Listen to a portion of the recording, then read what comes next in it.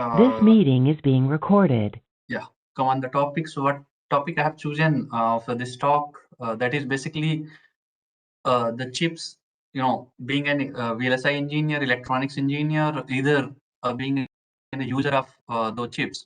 So I thought we can discuss about how chips are getting faster, smaller, and efficient, and the domain I'm working in, and that is the main uh, deciding how we are going with the technical nodes, whether we have heard about the 2 nanometer, 3 nanometer, 5 nanometer. So uh, I'll give more insight on the flow, at least at the upper level, since we have just 2 hours. And whenever time permits, then we can have a full day session. So at least I can navigate how chips are being designed, at least whatever end product we are using. Before that, there are a lot of technicalities and how we are going to get ahead with this. So firstly, let me introduce myself as I'm introduced. So I'm Shyam, and currently I'm working as a technical lead in the digital design group. So basically, I'm the part of the standard cell team. Here we design and characterize the standard cells. So I'm the part of ST Microtronics Greater Noida team. Uh, and working with the other my colleagues in France and other locations as well. So before going ahead with the technical part, let me add some insights about my company as a part of company presentation. So I'll take 5 to 7 minutes for that, and then we'll deep dive into that. And if having any doubt, please interrupt me in between, and then we can have this session more uh, you know, conversational type. So, yes. So, ST Microelectronics is the world's largest semiconductor companies, and currently, as per January 1990, January 2026, we are having approximate 48,000 employees, and around 9,000 people are in the R&D. Revenue is because the semiconductor market is cyclic, so it's getting up or down. So currently it's around $12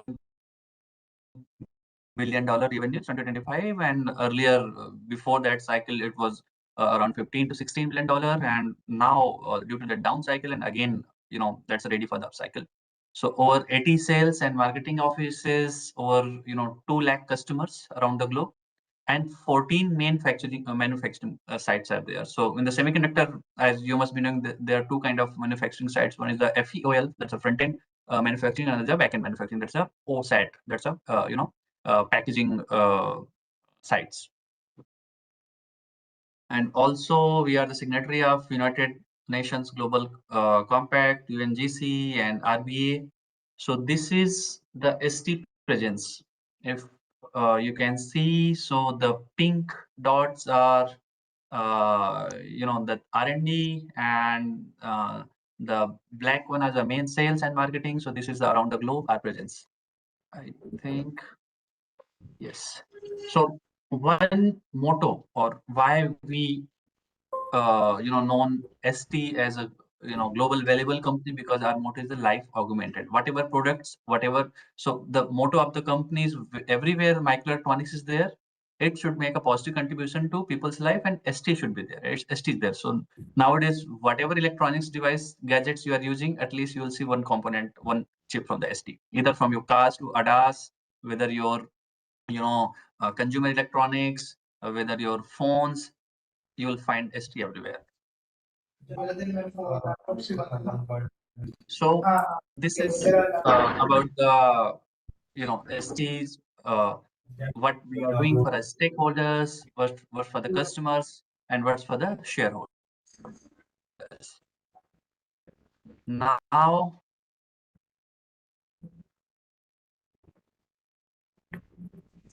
uh,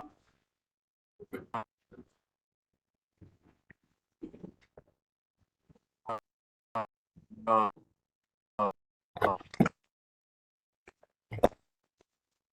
yes.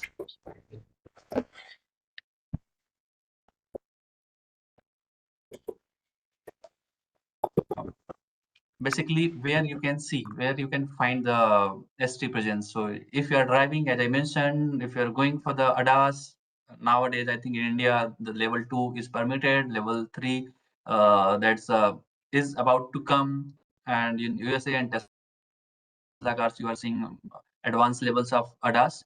So we are making your driving safe. The ADAS chips from the ST are being used, either your homes, smart homes, that's the ST consumer electronics are being used every day, whatever, if you're using Alexa, if you're using any devices, or even if you're going for the robotics, then you'll find the ST. So, in the industry, in your daily work routine, or whatever is getting smarter, you'll find at least one microchip from the ST. So now, uh, last year, these are the peaks. I visited Fab of ST in France, and these are the peaks where I got opportunity to visit in the Fab, and this was the 300 millimeter Fab. So this is the clean room, and where I visited. Then this is all about this is I'm showing that the ST is diverse culture. So where I got an opportunity to present India side, or all the global ST Blossomer meet. So you are able to see that all the countries flag. So where all the young leaders are and then discussing how we can make ST great. And this is all about the ST headquarters in Geneva, Switzerland. So yes. Now, any question on the ST part? What ST is doing? How ST is doing? Else, I'll move for the technical presentation now.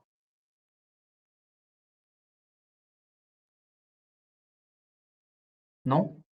And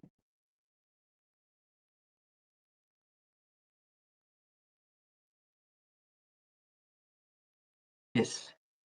So I think uh, now we'll go ahead. This is the conventional VLSI design flow. So how our chips are being developed from RTL to GDS, and everyone must have heard about the RTL to GDS. So this is the overall, and I think uh, all those steps are being followed when we are making the chips. And so if I can just elaborate few, so this is the kind of, the first part is that the design specification. So whatever logic is there, whatever product we are going to make, then firstly we'll have to have what design specifications are. What is the purpose of that uses, in which frequency, in which power supply domain that chip block circuit is going to work. So this is the design specification. And then when coming for then we are doing that RTL code. So there are two kind of, flows. I think you must be knowing that full custom, semi-custom, and FPGA. So here we are just talking about the semi-custom kind of thing. So here, we'll have to just write the code, then RTL code either in Verilog or VSDL. Then we are checking that functional simulation. Once your functional simulation is done, it means whatever logic or whatever specifications are there, functionality wise, you are getting the same in your simulation. Then we are going ahead with the coverage analysis. So in the coverage analysis, it means whatever cases, cases you have coded in your RTL, then you are checking or verifying it whether all the conditions are getting matched or not. Then again, so here till this coverage analysis, RTL design and verification part is done. Then coming for the logic synthesis. Logic synthesis means whatever code you have done in your RTL side, then the same it's getting reflected in your logic synthesis, because ultimately, and I'll add one or two more points here. When we are going with the semi-custom flow, that the just like using the RTL coding. So here uh, whatever code we have written, the same you will be getting reflection in the logic synthesis. And then the same again, another is going for the design for test. That's the DFT synthesis. Here we are going for testing of the circuits, then ATPG vector generation. Also, I can add along with that the flow. There are the job opportunities as well in each flow. Just like for the RTL coder, we'll have someone is very good in the RTL design, and then for the functional simulator, simulation is the key part that, and coverage analysis is something who is doing that verification. Now the right hand side here, if you see floor planning, power planning, and placement, that part comes as the backend part, that is called as a physical design. So there, those PD engineers are responsible for doing that floor planning, power planning, and placement, clock tree synthesis, routing. Again, here the static timing analysis is being done twice. One at your logic synthesis is ready, and then once your layout and everything is done, and then again at the gate level simulation. So if you can see here in the simulation, synthesis, implementation, so that is a kind of overall. But if you go ahead with the FPGA, semi-custom or full custom, then you'll see a different hierarchy for that. But ultimately the end product is your GDS2, that is kind of mask, and that is getting printed in the wafers, that is called a chip, and then we are doing the packaging. So again, I can just see, I found this very good chart here. So you can see that for the VLSI design, there's a one part as a ASIC, another is the FPGA. So in the colleges, mostly we are just going with the FPGA. So there are the companies just like Xilinx, Microchips. So Vertex or Cortex, those chips are there. So you have just written your code, and then you are burning that code in the FPGA, and then you are checking whether that logic is working fine or not. But there's a limitation on that if you need, because nowadays we are in that sub threshold region here, where the gate length of any MOS device is very getting shrink. So we are going ahead with the full custom design. Here the developer is having full liberty for the your beta ratio, tuning of your W by L ratio. So we are, so all the, just like the memories and here in the standard cells. So we are designing those circuits based on the customer need, because whatever customer needs, just like someone needs very high speed devices, someone needs very less leaky, because as you must be knowing, the if your frequency is higher, for the higher frequency, then leakage will be more. So similarly, there is something called, I'll come to that slide later. So that is called a PPA, power, performance, and area trade-off. So you cannot get all those three things at the high, at the low together. It is something like that. If you are going to gain in your performance, then definitely there will be some more power for that. Similarly, for the area, if you are developing a very big logic, then definitely you are going to trade off with your area. So again, here I can just say in the ASIC part, just like when the full custom and semi-custom. So we are designing that, circuits, then doing the simulation, then doing the layout. So once layout is done, then design rule check, DRC and LBS are being checked. So based on that technology node, once technology nodes are getting shrinked, then DRC is getting very complex, because these are kind of design rule checks, and we'll have to validate it. Once this is done, then again we are checking the simulation, that is called a post route simulation. So because it is something like that, your routing part is done, then we are checking whatever metallization has been done, everything is getting connected, then how much delta is seeing in the simulation part, at least in the delay, because when layout is not ready, once layout is ready, then what is the difference between them, and this is going to be a final uh, simulation data, and then based on that we will be going ahead for the GDS2, that is your final mask print for your chip.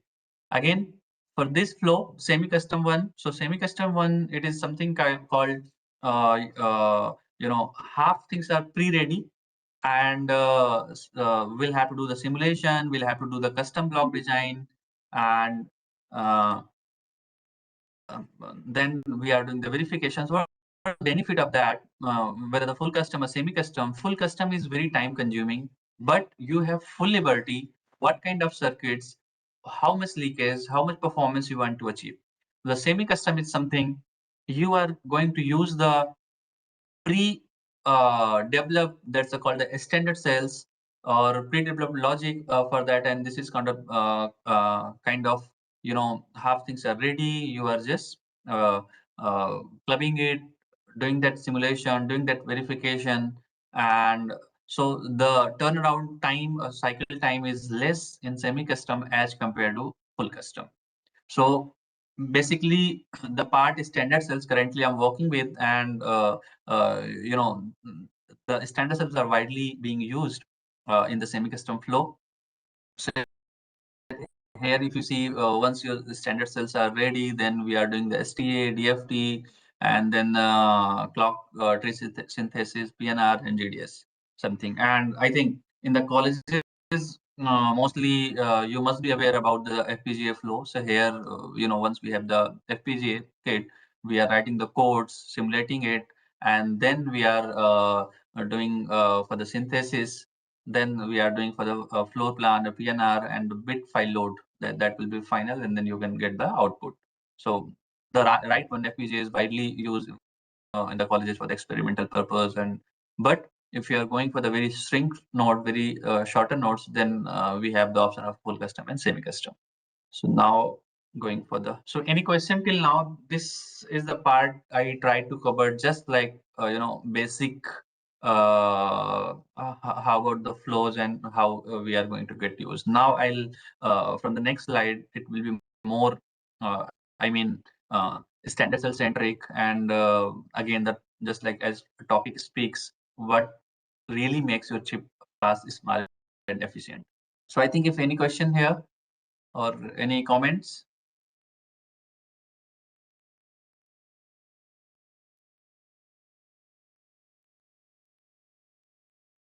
No?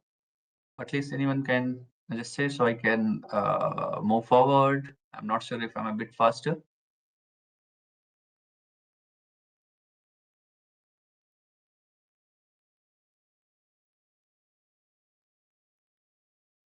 Hello?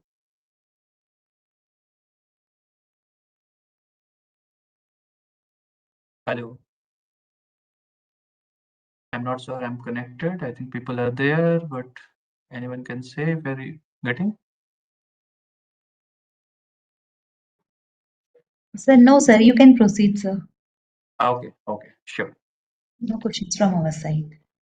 Yes, fine. So please feel free to stop me whenever I'm getting faster.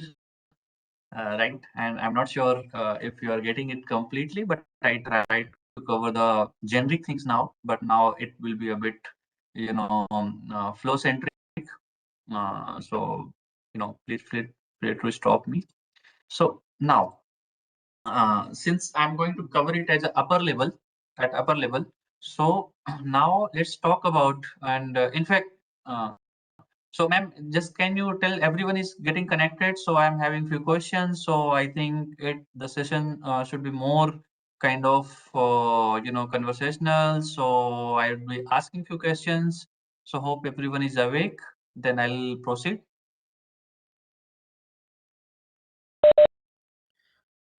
Yes, sir. Yes.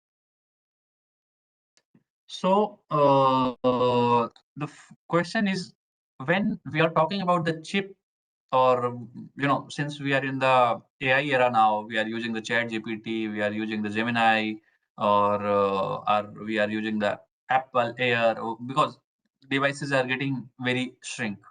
So what do you think about what is the motivating factor that is causing your chip faster, or smaller and efficient? So any comments, please?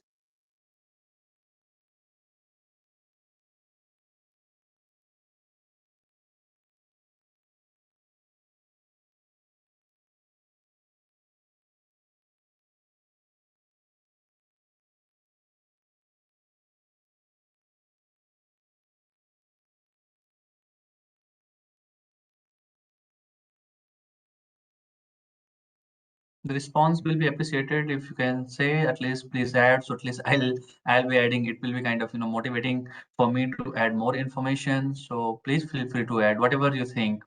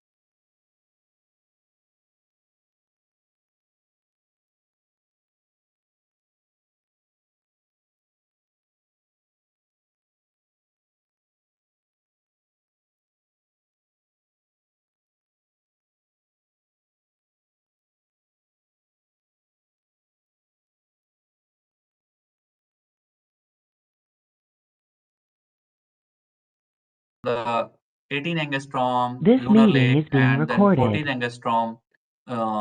So you know, Black Panther Lake. So those are the chips. Those are from the 10 to power minus 9, we have moved 10 to power minus 10. That is angstrom. In fact, I think within a few years that VLSI that we will move towards once a quantum computing is coming, right? So we'll be seeing that based on that. Currently, we are based on the 2 to power n, I mean 0 to 1, but then that will be based on the spin of electrons, right? So basically in the semiconductor design, the challenges are there from concept to silicon. And nowadays, each and every companies, because in the ICT, basically the chips are getting advancing everything, right? Earlier, we were not having anything, just like if you see once when we are having a car, right? So that is latched with the ADAS, and that is having that radar, so that can control your car, that can have that emergency braking, and without any failure, right? So the challenges are, the complexities are getting increased, and the scaling is unprecedented. So if you see modern chips, even single chips are having billions of transistors and in just few square centimeters. So that is getting uh, you know uh, design complexity is getting very higher and higher. So now here the use of standard cell design and basically that is a very vital. Again, as I mentioned for the PPA, so those are the critical trade-offs. So what we are going with the trade-offs in that particular path, if you need that balance speed, just like we'll have to play with that. Either if you need the higher speed, either you need the higher leakage size. So this is something where you need speed, then you'll have to compromise with the power leakage. Where you need very less leakage, then you'll have to compromise with the speed or size.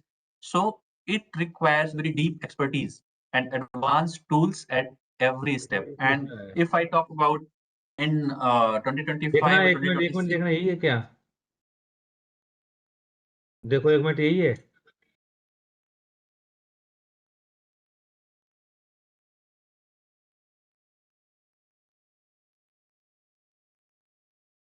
shall I continue?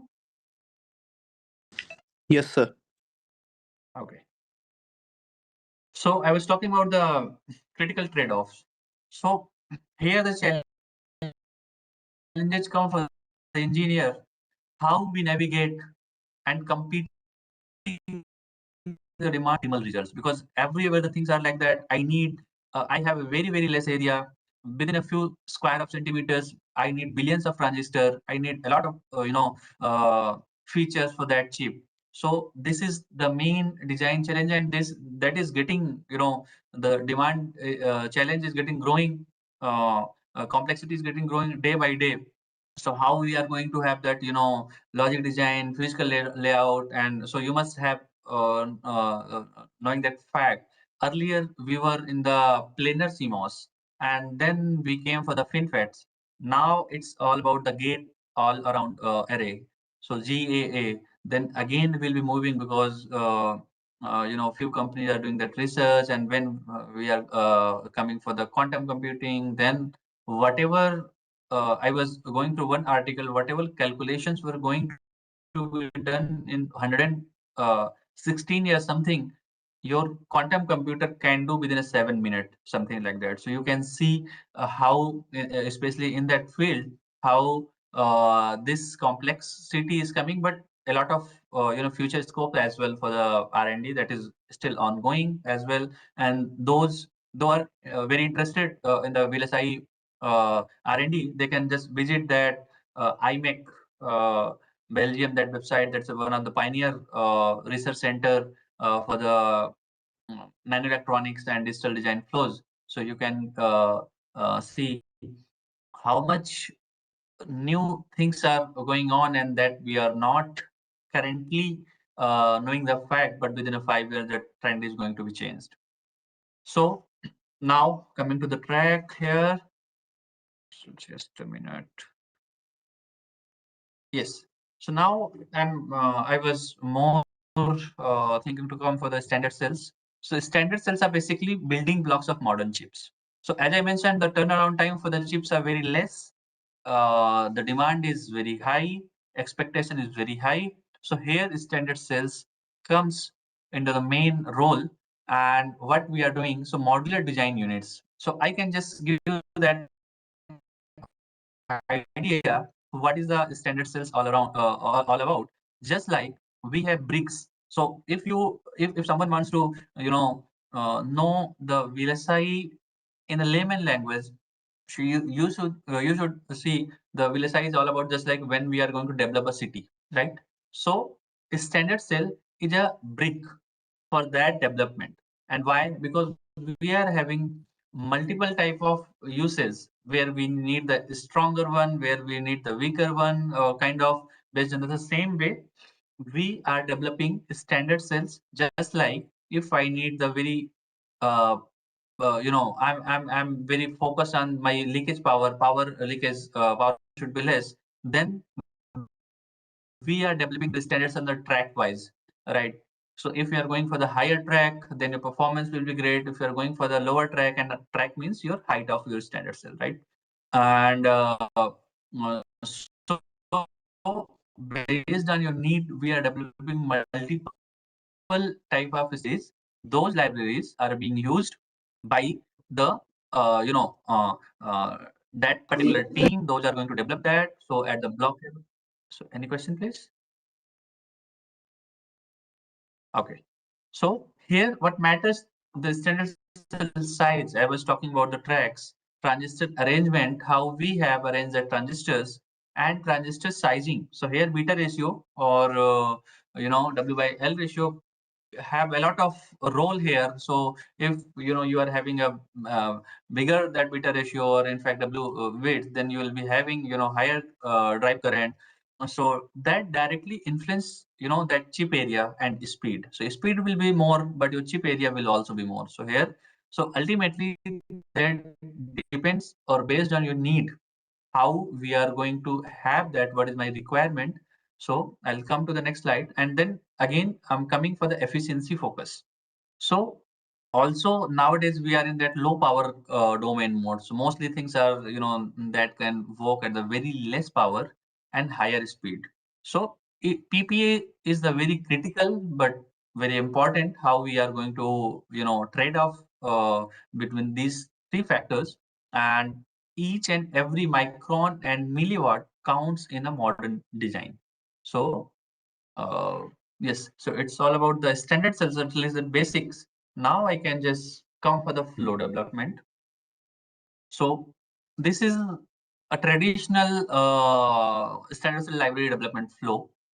So what we do, once we have that specifications, so just like suppose if any customer requested what I need, based on that customer need, we are developing the standard cell library. And that specification is, suppose if someone is saying I need the multiple cells, and for the uses of very low leakage, then we are going to have those libraries that are considering the lower height of those particular cells. We are going to develop that, design that new schematic. So schematic will be designed for that particular cell. Then we are going to simulate those models where whether my design circuit is behaving correct, simulation, what I'm expecting or not. So before that simulation model, that is a .cir, though nowadays the tool is writing those CIR files, and then we are doing the simulation. So here we are going to have that best dimensions. Then we are going for the layout. Once your design is, schematic part is done, then going for the layout. So once your cell layout is ready, then again, as I explained earlier, DRC and LVS part, we'll have to clean if any DRC is there, and we'll have to have that layout versus schematic check what that is doing, whatever whatever logic you are having in your schematic, the same you are going to have in your layout or not. Once everything is done, then it comes for the parasitic extraction. So can anyone tell me what is the parasitic extraction? If anyone can add. Yes sir Yeah, please. When जब हम layout design करते हैं sir उसके बाद हम लोग हर एक node पे कैपेसिटेंस का और रेजिस्टेंस का क्या इम्पैक्ट आएगा power delay and Correct. Stability पे उसको हम लोग पैरासिटिक एक्सट्रैक्शन बोलते हैं Correct. Perfect. Thank you so much for the answering. So for the parasitic extraction, industry-wide tool is, let's see, Star RC from the Synopsys. So we are using it. And as Satanji mentioned regarding the extraction, so extraction is having a vital role because whatever resistance and capacitance, because when we design the layout, so design in the layout, it comes for the metallization, floor planning. Once everything is done, your layout is ready, then we are going to get that actual parasitics. So that will be having your resistance and capacitance, and those RC, and as you are knowing, tau is equals to RC. So that is going to have that direct impact in your delay. So if you need, and along with that, we can determine whether your cell is having higher delay or lesser delay, how the behavior is going to be. So this is the parasitic extraction. And now, so it comes for the cell characterization. So in the cell characterization, what we'll have to do. So basically, and that the current role actually I'm doing bit. So once your cell is ready, and just like here, it is normal, your AND, NOR, and whatever basic cells we are having, right? So we'll have to characterize those cells. So just like if someone is going through the Boolean logics, it is a kind of, okay, hey, this is the normal inverter cell, or on any buffer cell is there. But ultimately, if you're in the characterization domain, or even though if you're in the complete VLSI chip design flow, then that characterization play that role. How that plays that role? Because based on your need, I have that inverter, I have that NAND, but that NAND or NOR kind of any basic cell, the usage will be what's going with to be the drive strength of that cell. Just like if how that is going to drive that in a block, if you have used that X10 drive, and if you want to drive any X20 drive cell, then your cell must have very strong enough to drive that. I mean receiver and driver models. So based on that, once your specifications are met in the characterization, then we are going to have that abstract generation, and then we are going to have that symbol generation, then Verilog and Vesiel generation, and then completely your standard cell library generation flows is completed. So I'll go in more details. If anyone is having questions, please ask, or else I move forward. So, and please interrupt me if I'm very fast. Yeah. So now, just a minute. Yes. So here comes my favorite part, because I'm doing since characterization since last 7 years around with the design. So characterization is basically what? Characterization is the process of analyzing a circuit using static and dynamic methods to generate models that is suitable for your chip implementation flow. So why we are doing it is something, if I can just, I'm not sure if anyone here in that joineries is apart from the VLSI background. If so, then I'll add some layman logic. So it is something, because as I mentioned, the standard cell is kind of a brick. This is a very basic building block. So this is the foundations, right? Then characterization is something to check that strength. So basically, when I'm going to use that brick for my building, when I'm going to build that building, then at least I should know which kind of brick is, whether it's a strong one, whether it's okay one kind of thing. So similarly here, for the cell, I'm going to extract that electrical characteristic. So that I should be knowing, okay, how's the behavior of that cell in that particular situations. So one part comes here that is called as a PVT. So PVT is kind of process voltage temperatures. So anyone can add more about the PVT, because PVT plays a crucial role in the standard cells and in the sign off. So anyone can add what's the PVT?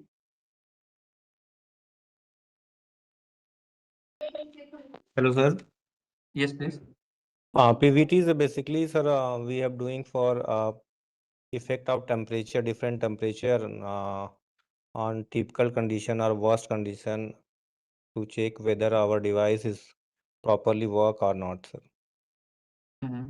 So I think apart from the Swathantra Kumarji, anyone can speak and can give me some idea if having any real life example, if that particular PVT condition is not met, then what will happen?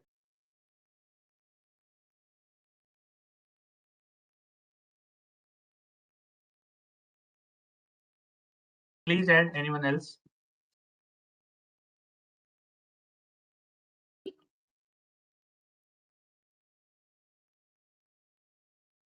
No? Okay, so I'll add. So how can I say? Since in our lab, when I was in RKGIT, then when we are doing some testings, right, in the lab we are doing, then each and every chip is having their own conditions in there. If you see in the spec doc, that chip will work from, let's say, -40 to 150 degrees centigrade.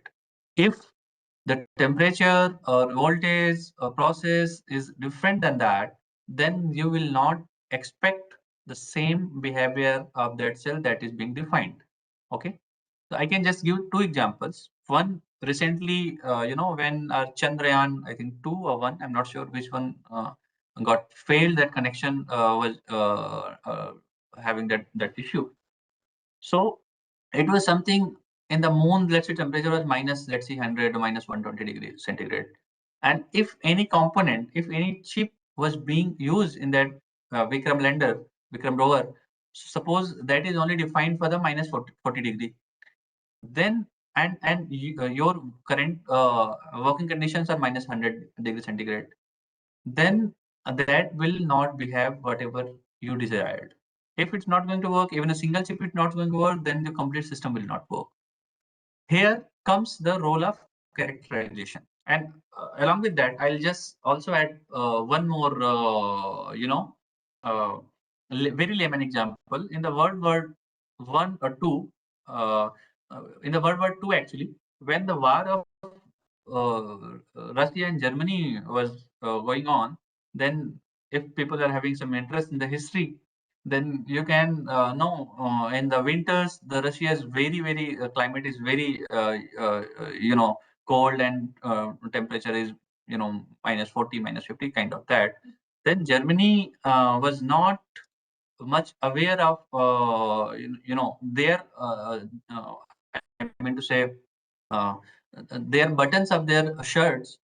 I think those have used a boron or something, which material I'm not sure, but those were getting broken in the very, minus temperature, very cold temperature. So here you can just correlate the same thing here. When we are when we are going with the characterization, then it is something I'm going to test my circuit in very various conditions, just like the three processes. They are, and I can just also add one more thing. Just a minute, if I'm having that picture or not. So just a minute, I can just share that. Yes.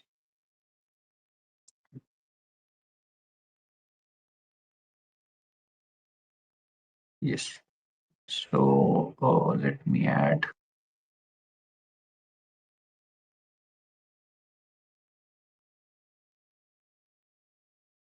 Hello. I think I got disconnected. Audible, sir. No, Audible. sir, you're Yes, audible, yes. sir. Are you able to see my screen here? I'm showing one picture. Yes, sir. Yes, sir. So what you are able to see in screen, could you please confirm? What is this? Our technology starts with you. No, not this, not this. So I think I'll have to. Anyways, I'll add here. I think you are going to see this. Just give me 1 minute. Some issue is there.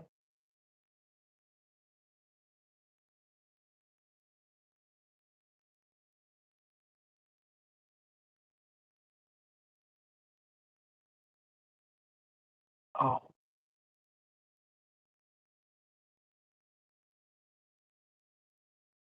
Yes. So I think now I'll add that picture, then I'll explain.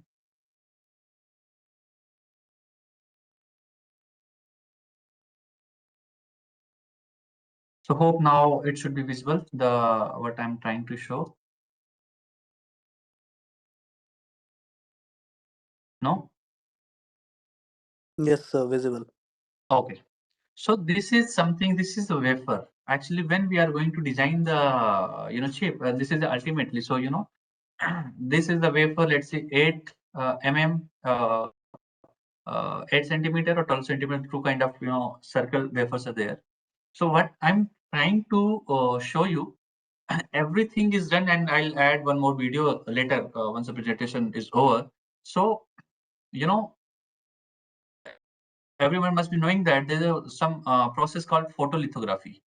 So whatever GDS2 file you are having after making your layout and every process is done, once it's logged, so GDS2 is being sent to Foundry where when it's going to print that.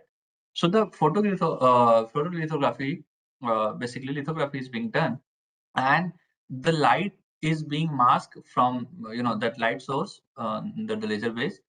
We are having EUV and other very advanced machines for that, and then the same will come light in this wafer. So we are having multiple chip, or just like this 12 centimeter wafer is having more than, based on that, what's the diameter of that particular chip. So what I'm trying to say, whatever behavior of this die, let's see, that's a center. And if you compare the behavior of this die, that's your corner, whether the leftmost, rightmost, or so the same behavior you will not see. Why not see? There's some global variations. Global variations means here in between, let's see, if in the center point, suppose that it might be typical. Typical means both NMOS and PMOS are the same typical. If you see, suppose here it might, you get that SS process. So I'm going to tell you the process. What are the processes actually? So just like the SS, I mean here NMOS and PMOS will be slower.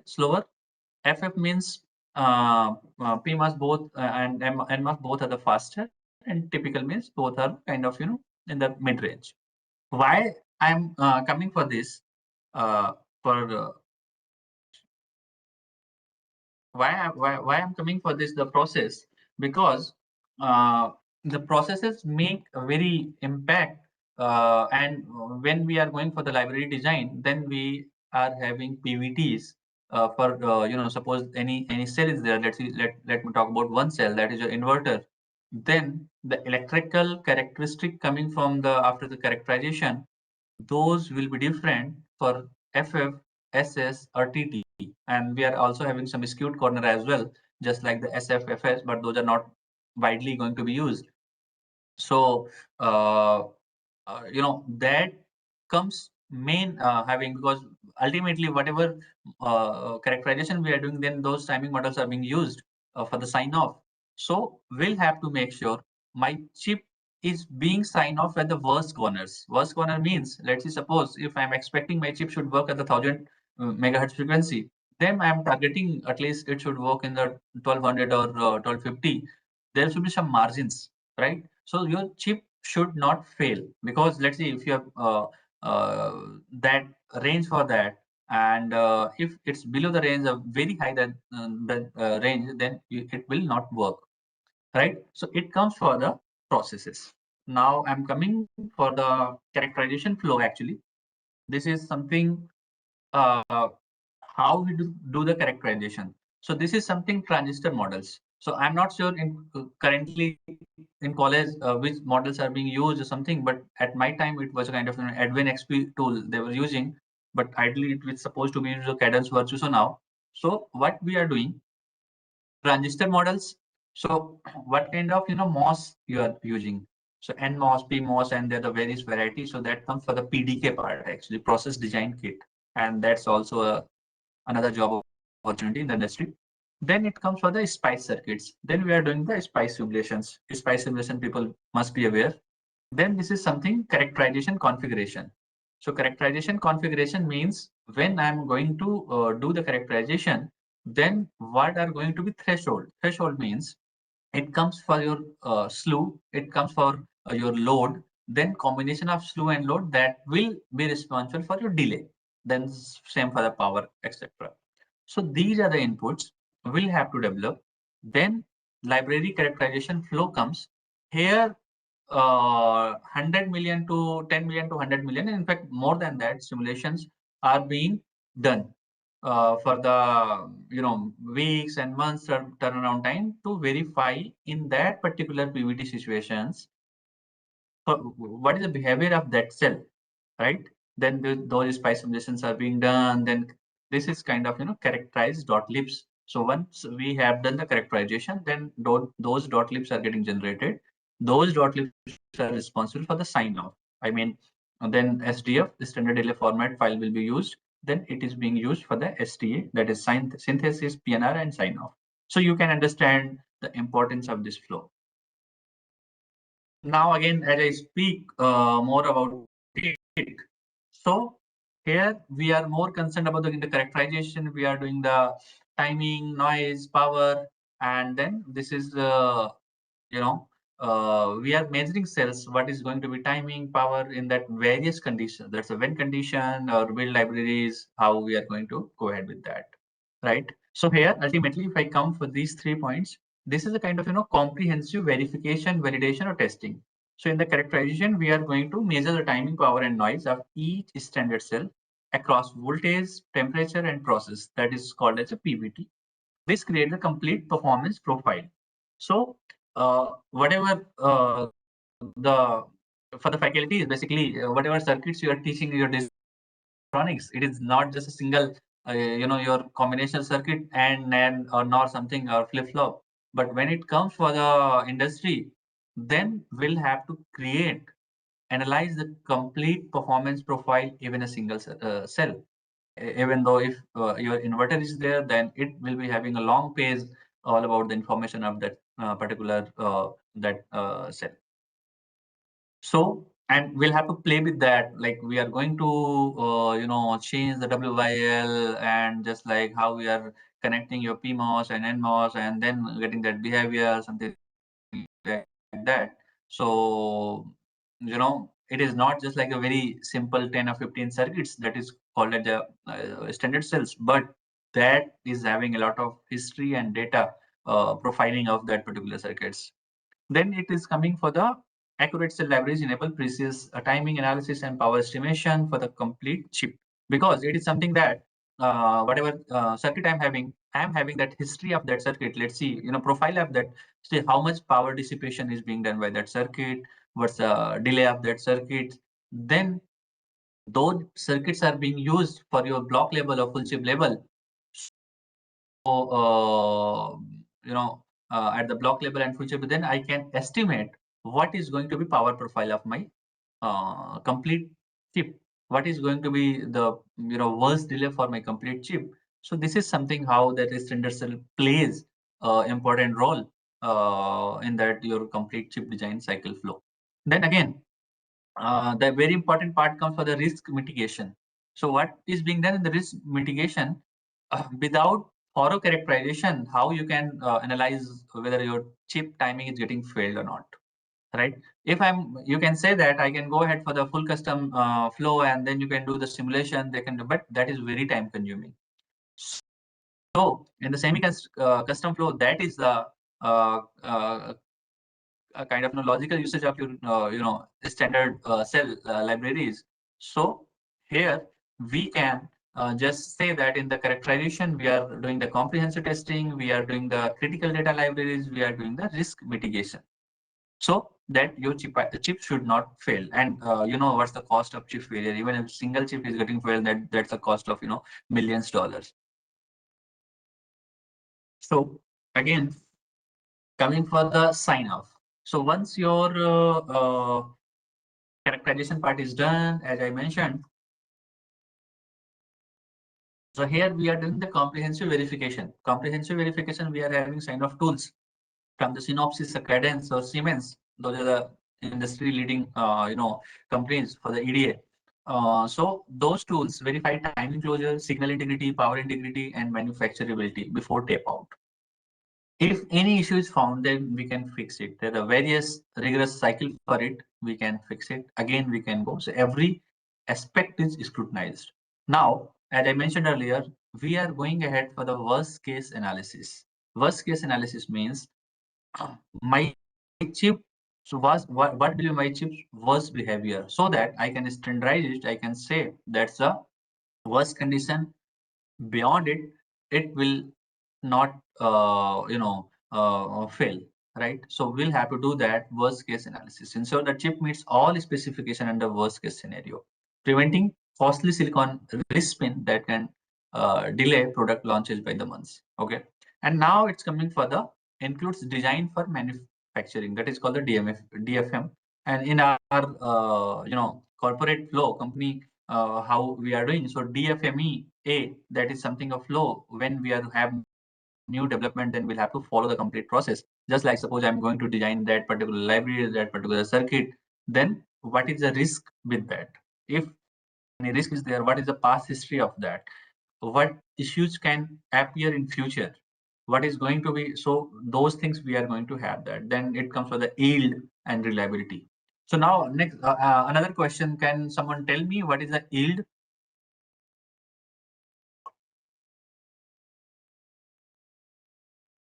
Anyone please?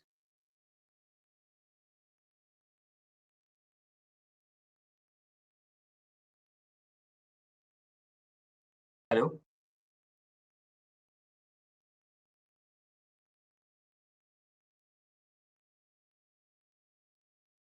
Hello? Hello, sir. Yes, yes. So I'm hope my screen is visible, right? Yes, sir. It is. So which slide you are able to see? Sign off. Okay, perfect. So now if you can tell me what is the yield. If you have some idea, then I'll add more.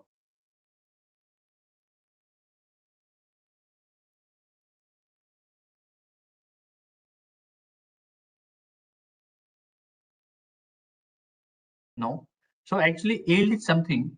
Let's see if you have designed, right?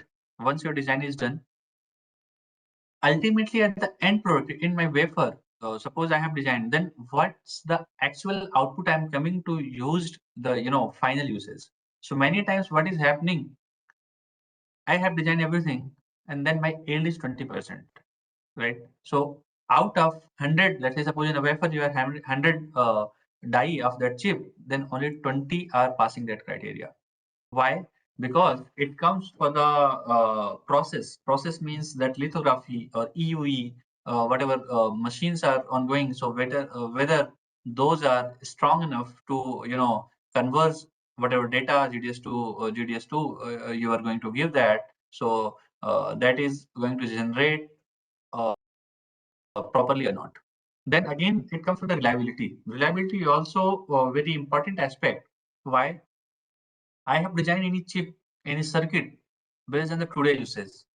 And you must be aware, once we switch on the circuit, once we provide the electrical field, then there is a, some, because every chip is kind of, bonded by the metal layers. Let's say that's gold, silver, copper, or aluminum.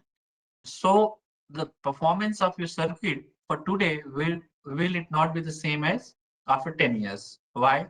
Because once you are doing that multiple usage of that particular circuit, then due to electrical field, there will be some displacement in that their lattice. So there are some possible bond breakage, right? for that, in the simulation part, in the CAD, we are going to have that performance. There's some mathematical calculations, and based on that calculations, we are estimating what will be performance of after 10 years of that particular chip, after 15 years, based on that need. So that is called the reliability. So now I'll come for the role of EDA, IP libraries, and PDKs in the accelerating innovation. So EDA tools, basically that's electronic design automation. That's EDA tools automate design, verification, and layout. So whatever work we are doing for the VLSI, that is being used by the EDA tools. Just like the Synopsys, Cadence, Mentor, or Siemens, those are the companies for the EDA. Those are enabling us, designers or product-based companies, to use their tools and ease our task. So they are reducing error and their engineers most powerful allies in managing complexity. Then IP libraries. IP libraries provide reusable, pre-verified standard cells. As I mentioned, it is not just standard cells. If you have used FPGA, even FPGA, then there are some inbuilt IPs. If you have used that Xilinx Vivado or Xilinx tools, then there are some predefined libraries. We can use that and proceed with our project.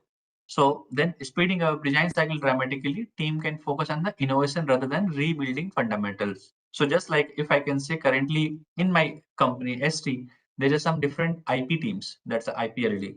Then we are enabling our product designers to use our IPs and proceed for their workflow, because turnaround time is very less. And if the same team can do the innovation, so it will be a kind of the different.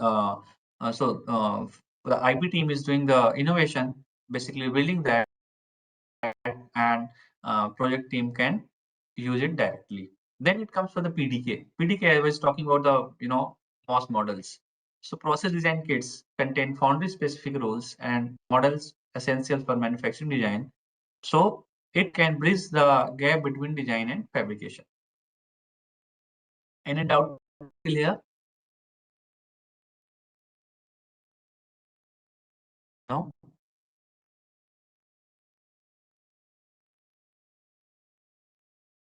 So again, I'll add for the cutting edge innovation, CMOS 2.0 and 3D integration. So anyone can tell me what's the 3D integration? What do you understand by 3D integration?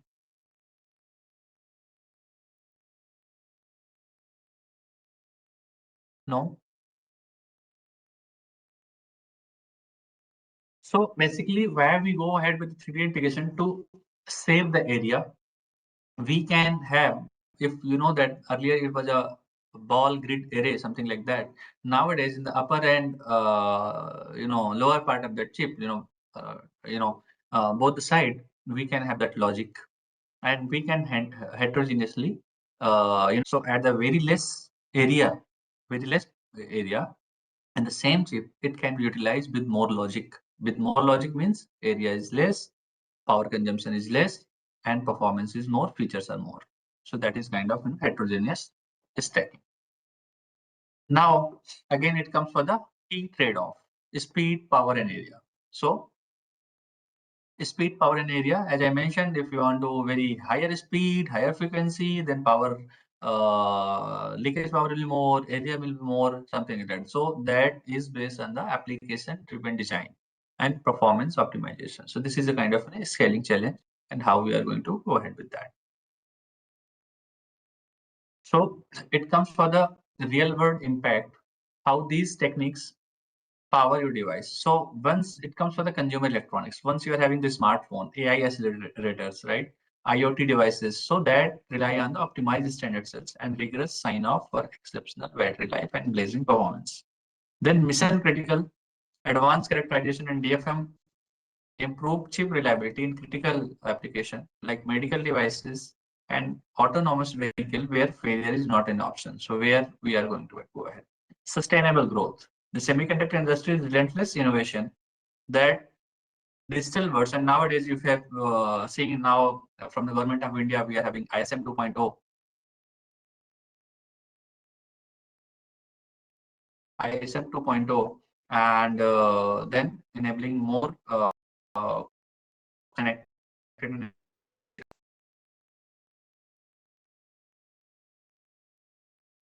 Not sure what happened.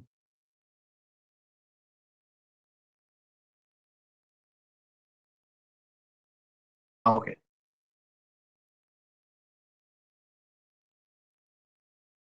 The art and science behind every fast chip, a small and efficient chip, is precision engineering. With details, let's say in a 10 to power minus 12 second of that, in the picofarad, picosecond, will have to have that, we are having those issues, we'll have to fix it. So very precision engineering is there.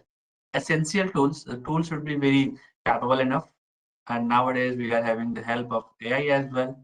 So those tools we are going to use, and then future innovation, as I mentioned, for the CMOS 2.0 and 3D integrations, pushing the boundaries, basically. So those are the uses and future how we are going to go ahead with 3D integration. So this ends the performance, the presentation of what actually makes your chip small, compact, and efficient. So any questions, please?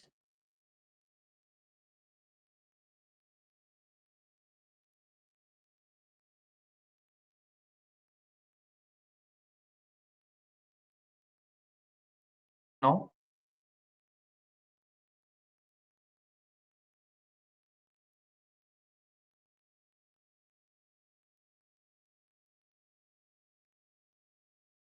Hello? Hello? Yes, sir. Yes. So, okay. So I think that part is over. Now I'll just have your 10 more minutes. Basically, the usage of AI and machine learning, and then we'll wrap up the session post your questions. Okay. So AI and machine learning, because why I have added that part in the design and EDA. So this is basically for the growing complexity of VLSI design. So here that's a billion of transistors, and nowadays nodes are shrinking, 7 nanometer to 3 nanometer, 2 nanometer. Advanced node are challenges. Then traditional EDA tools face scalability challenges at 2 and 3, as I was talking about, and this is come for the optimization demand, power, performance, and area. AI ML emerges as a critical enabler to accelerate time to market. Then this is kind of AI powered EDA. So now we are having the AI powered EDA boosting chip design efficiently. So automated testing, automated workflow, machine learning optimization, data analytics, everything is being done by the AI powered EDA tools. I'm getting a bit faster because I'm not seeing more questions, or I think people are feeling a bit sleepy, or either not able to understand what I'm going to give. So, hopefully in the AI side, you'll be having some more questions, good questions. I'll be happy to answer. So you must be having that idea of the agentic AI, right? So anyone can tell me what's the agentic AI?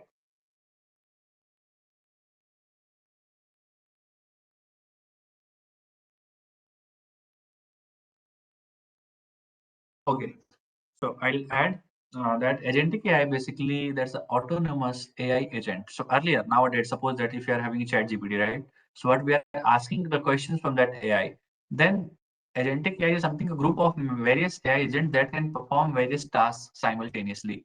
So suppose nowadays you are having your, I think people must have heard about the Perplexity, that's the AI tool. And a similar feature is going to come in future in the Chrome.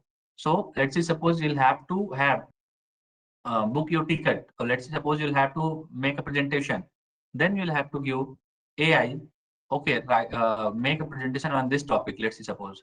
Then one agent will be working on the content part, another agent will be working on the graphics part, another agent will be working on its all the correction part if any is there, or themes or whatever. So this is going to work. Scripted task 1, then it is going to do fixed workflow, then fixed workflow, fixed checkpoint, something like that. So this is kind of, agentic AI. So AI EDA framework is there, agentic AI for digital ASIC design. So natural language spec, then LLM agent processing, then SDL generation, that is a Verilog, then verification and optimizing, and then GDS2 layout. So this is something. Now the future is coming for the AI EDA integrates and uses of LLMs. Then this is some example from the LLM powered, for RTL GDS flow. So 10 to 20% better timing closure, 10 to 30% better timing in routing and verification, something like that. Then this is a kind of multi-agent AI collaboration. So how, just like right now, we'll have to write the code, then another person will do some optimization, synthesis, then verification, then debugging. Here we are having multiple AI tools, agents. So one can write the code, another can optimize it, something like that. So this will help you to quality, speed, efficiency, and accuracy. Okay. Then this is some flow from the Siemens EDA. They are integrating for the agentic AI enterprises the tools, and that can help on that complexities for the sign off and how it's going to work. Now, real world impact. Faster, smarter chip design. So 50% reduction on the manual errors. In fact, that should be more than that once the technology updates. Then 10x faster debug and closure cycle. So currently we are doing the debug, going through the log, checking that. But once the agentic AI is there, then you will be getting that particular issues there, and it can do some rigorous runs from the reinforcement learning, and your 10x faster, and in fact more than that, I must say. In your debug and closure cycles. Then rapid growth. Rapid growth, why it's going to help? Whatever chip design cycle, suppose the total turnaround time is, let's say, 2 years. Once AI is there completely, then that will be around 2 to 3 months or 6 months, because whatever manual time taken by the persons are there, that can be done by the tools. And then the person's specificity should be to checking and verifying everything is proper or not.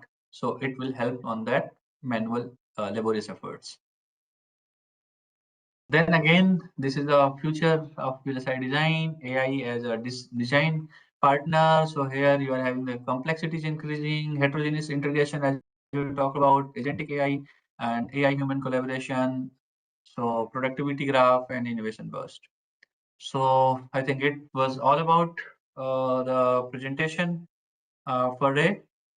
So I might be a bit faster, but at least there's some time for your questions. You can ask any type of questions. So please feel free to ask, and we can have more discussion in this session.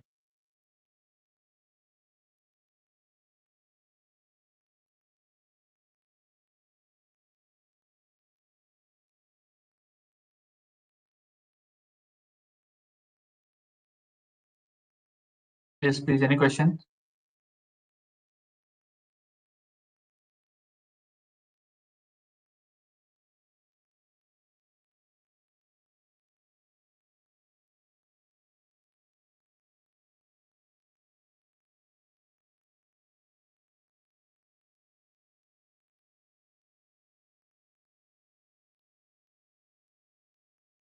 So any is there from that organizing team? Like if you have more questions, I'm not seeing some audience, so we can wrap up, or if you want to discuss more.